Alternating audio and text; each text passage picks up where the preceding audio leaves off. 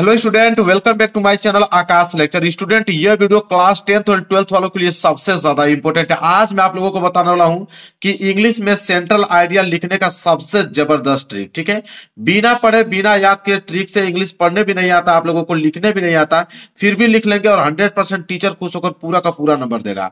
मेरे प्यारों से इस बात की गारंटी में लेता हूं कि अगर आपको इंग्लिश की ई भी नहीं आती है ना, तो पूरा का पूरा मैं सेंट्रल आइडिया आप लोगों को लिख के दिखा दूंगा अपने हाथों से, और पूरा का पूरा नंबर मिलेगा। ये क्लास 10th और 12th दोनों के लिए इंपॉर्टेंट है, क्योंकि दोनों के इंग्लिश के पेपर में सेंट्रल आइडिया लिखने के लिए देता ही देता है। वो कंफर्म टॉपिक होता है मेरे पास, जो 4 नंबर के लिए सेंट्रल आइडिया आपको लिखने के लिए आता है।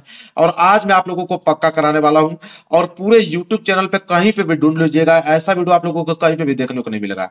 इस बात की मेरी गारंटी है मेरे प्यार बच्चों। मेरे पास पेपर भी है, मैं पेपर दिखा देता हूं यहाँ पे। ठीक है, 2025 का मेरे पास पेपर है, और इस पेपर में जो सेंट्रल आइडिया दिया गया, देखिए 2025 का ये पेपर है, और इस पेपर में जो सेंट्रल आइडिया दिया गया है उसको मैं लिख के दिखाने वाला हूं। यह क्लास 12th का मेरे प्यारों जो पेपर है, और क्लास 10th के पेपर को भी मैं यहाँ पे दिखाने वाला हूं। दोनों के पेपर को लिख के मैं दिखाऊंगा कि सेंट्रल आइडिया कैसे लिखा जाता है। अगर आपको बिल्कुल नहीं याद है तो इस वीडियो के माध्यम से आप सेंट्रल आइडिया कभी भी किसी वक्त कोई भी आपसे पूछे, आप तुरंत लिख के दिखा दोगे, इस बात की गारंटी है। अब पूरे के पूरे नंबर टीचर आपको देगा।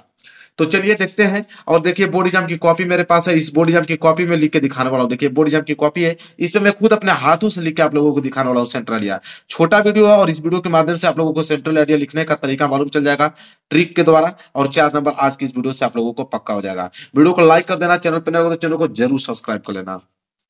चलिए देखिए मेरे प्यारों, ये पेपर है, और इस पेपर में इंटर का पेपर है, और इंटर के पेपर में 10वां नंबर दिया है सेंट्रल आइडिया लिखने के लिए। बोला है कि right the central idea of any one of the following poem. कह रहा है कि यहाँ पे 3 सेंट्रल आइडिया दिया है 4 नंबर के लिए, और तीनों में से किसी एक सेंट्रल आइडिया आपको लिखना है। क्लास 10th वाले घबराए नहीं, क्लास 10 के लिए भी लेकर आया हूं मैं। दोनों को मर्ज करके मैं इस वीडियो को बनाया होता, कि दोनों के विद्यार्थी इसको देख पाए। ये क्लास 12th का पेपर है, और इसमें पहला सेंट्रल आइडिया दिया है कि माई मदर एट 6। ठीक है, माई मदर एट 66, इस चैप्टर का सेंट्रल आइडिया लिखना है। दूसरा है अ थिंग्स ऑफ ब्यूटी। तीसरा है आंट जर्निफस टाइगर्स। अब 3 चैप्टरों के नाम दिया है, और इन तीनों चैप्टरों में से किसी एक का ही आपको सेंट्रल आइडिया लिखना है मेरे प्यारे बच्चों। ठीक है, अब देखिए सेंट्रल आइडिया लिखने का तरीका क्या है। तीनों में से किसी एक का ही आप लिखोगे। अगर आप पहला लिखने वाले हो, ए वाला, तो देखिए सेंट्रल आइडिया लिखने का तरीका क्या है मेरे प्यारे बच्चों। सबसे पहले आपको करना क्या है कि ये जो बोर्ड एग्जाम की कॉपी मिलेगी, इस बोर्ड एग्जाम की कॉपी पे आपको सबसे पहले मेरे प्यारे बच्चों यहाँ पे हेडिंग डालना पड़ेगा। सबसे पहले आप क्या डालेंगे, यहाँ पे हेडिंग डालेंगे। हेडिंग में क्या लिखेंगे, देखिए देखिए सबसे पहले आप हेडिंग डालेंगे आंसर टू क्वेश्चन नंबर। यहां पे डालेंगे सबसे पहले हेडिंग आप आंसर। देखिए ब्लैक पेन का यूज कर सकते हैं, या ब्लैक स्केच का यूज कर सकते हैं आप हेडिंग डालने के लिए। तो आंसर टू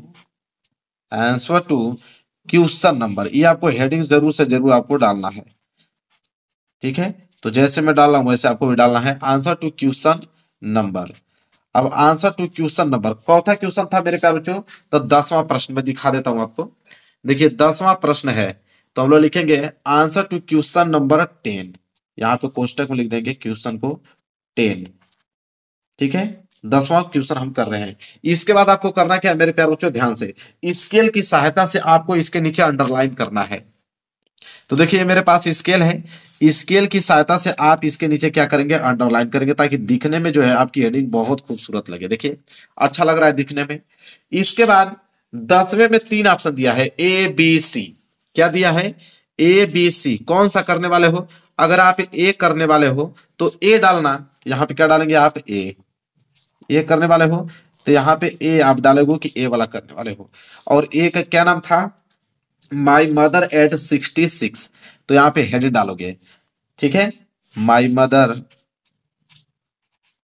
यहां पे हेडिंग डालोगे माई मदर। बिल्कुल आसान है मेरे प्यारे बच्चों, माई मदर एट 66।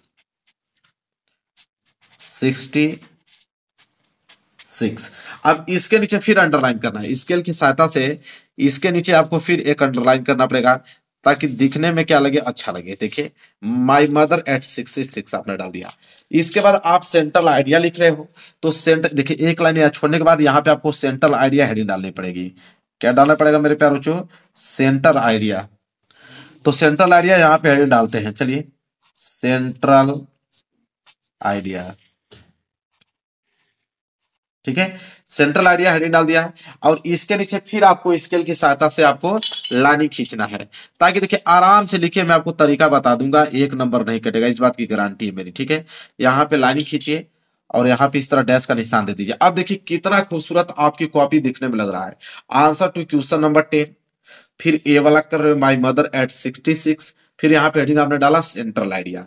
अब देखिए क्या तरीका होता है सेंट्रल आइडिया लिखने का, उस पर फोकस करेंगे।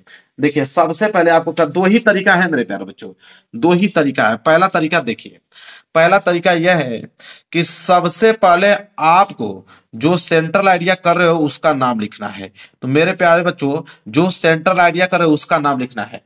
तो ये जो आपका पहला रूल है, तो ये पहला रूल तो आपको इसी पेपर से ही मिल जाएगा कि उस सेंट्रल आइडिया का नाम लिखिए जो आप कर रहे हो। तो सेंट्रल आइडिया का नाम तो यहाँ पे खुद लिखा है, चैप्टर का नाम माई मदर एट 66, तो ये तो आपको मालूम चल गया, ठीक है। तो पहला नियम जो है कि सबसे पहले आप उस सेंट्रल आइडिया का नाम लिखना है जो आप कर रहे हो। तो सेंट्रल आइडिया का नाम तो आपको मालूम चल गया। एक चीज और, इसके राइटर का नाम आपको लिखना पड़ेगा, ठीक है।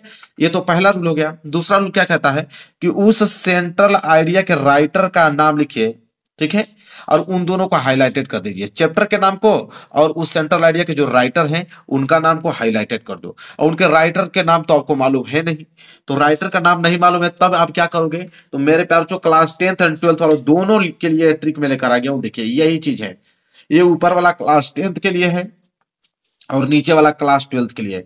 दो चैप्टर ऐसे हैं कि हर एक एग्जाम में आते हैं, समझ रहे हो, हर साल आते हैं। जैसे क्लास 10th में पहला चैप्टर है डस्ट ऑफ स्नो और दूसरा चैप्टर है फायर एंड आइस। ये दोनों चैप्टर क्लास 10th में देगा ही देगा, और दोनों के ही राइटर रॉबर्ट फ्रॉस्ट हैं, रॉबर्ट फ्रॉस्ट हैं। तो ये तो क्लास 10th वालों के लिए बहुत इजी हो गया, क्योंकि दोनों ही चैप्टर के राइटर एक ही है, रॉबर्ट फ्रॉस्ट।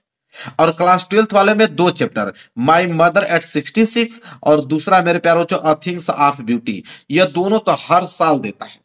और माई मदर एट 66 के जो राइटर हैं वह कमला दास जी हैं, और अ थिंग्स ऑफ ब्यूटी के जो राइटर हैं वह जॉन स्किट हैं। अब दोनों का नाम आप लोगों को याद कर लेना है, बस इतना ही आपको काम करना है इसमें, और कुछ नहीं। अगर इतना आपको मालूम है तो सेंट्रल आइडिया में एक नंबर आपका कटने वाला नहीं है मेरे प्यारे बच्चों, इस बात की गारंटी लेता हूं। तो क्लास 10th वाले भी देख लें, क्लास 12th वाला भी देख लें, दोनों के लिए मैं लिख के लेकर आऊं भाई, ताकि दोनों को एग्जाम है ना, ताकि दोनों के सेंट्रल आइडिया लिख पाओ और अच्छे नंबर रख पाओ। अब लिखने का तरीका क्या है वो देखिए, बस एक लाइन आपको रट्टा मारने की जरूरत है।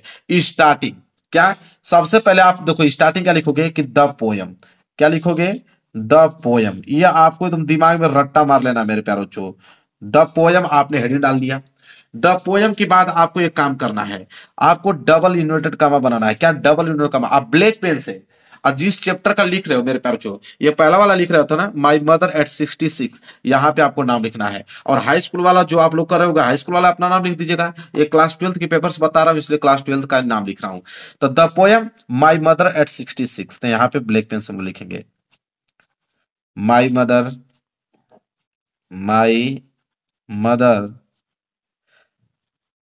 एट 66।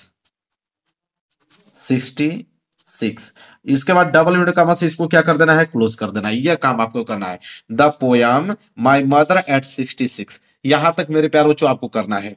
हो गया। इसके बाद आगे आपको लिखना है बाई, क्या लिखना है, बाई। बाई के बाद मेरे प्यारे बच्चों क्या नाम लिखना है, इनके राइटर का नाम, फिर डबल इन्वर्टेड कॉमा लिखना है कि the poem my mother at 66, ठीक है। और यहाँ पे आप लोग ये चीज लिख दीजिएगा रिटेन बाई, ठीक है।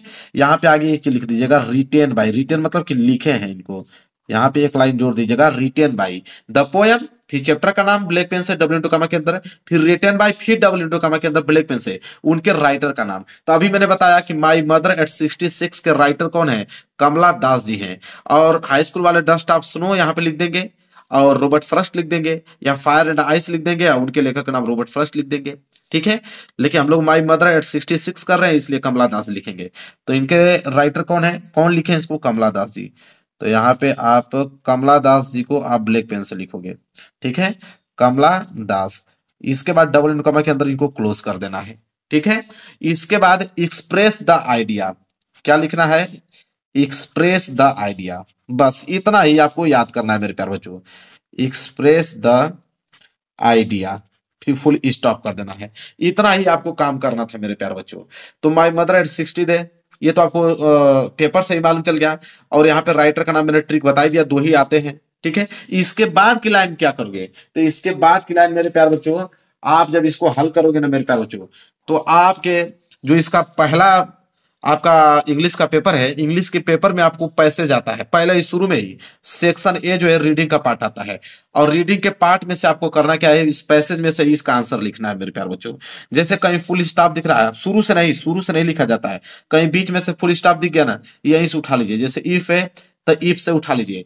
इफ से लेकर मेरे प्यारे बच्चों कहां तक, आप यहां तक डिटेल इज टू तक आपको क्या कर देना है, लिख देना है। यहां से उठाना है और यहां तक छाप देना है, ठीक है। जब इसको छापोगे आप तो ये लाइनिंग भी भर जाएगी, ये लाइनिंग भी भर जाएगी मेरे प्यारे बच्चों, और ये लाइनिंग भी भर जाएगी, ठीक है। 3 लाइन, एक आध लाइन और इसमें एक्स्ट्रा आप जोड़ सकते हो उसी पैसे से। 4 लाइन जैसे भरा मेरे प्यारे बच्चों, ये सेंट्रल आइडिया हो गया बिल्कुल कंप्लीट। एग्जामिनर जब कॉपी आपकी चेक करेगा, पूरा नहीं पड़ेगा, इस बात की गारंटी मैं लेता हूं, बस पड़ेगा आंसर टू क्वेश्चन नंबर 10 आपने किया है, पहला वाला my mother at 66, central idea आपने हेडिंग डाला है। जैसे ये लाइन पड़ेगा ना कि the poem the mother at 66 written by Kamala, इतना ही एक्सप्रेस द, इतना ही पड़ेगा, उसके अलावा कुछ नहीं पड़ेगा, इस बात की गारंटी मैं लेता हूं। बस इन दोनों को देख के नंबर आप लोगों को दे देगा, 4 में 4 नंबर पक्का। यह है सेंट्रल आइडिया लिखने का तरीका मेरे प्यारे बच्चों। अब कभी भी सेंट्रल आइडिया लिखने के लिए एग्जाम में दे देगा, चाहे आप क्लास 10th में है चाहे 12th में, तुरंत आप इसको लिख दोगे, ठीक है। क्लास 10th वालों को बता ही दिया हूं उनके चैप्टरों का नाम और उनके राइटर का नाम, बाकी यही ट्रिक लगने वाला है उनके में भी। तो वीडियो को लाइक कर देना, चैनल पर नए हो तो चैनल को जरूर सब्सक्राइब कर लेना। मिलेंगे एक प्यारे से नेक्स्ट वीडियो में, तब तक के लिए धन्यवाद।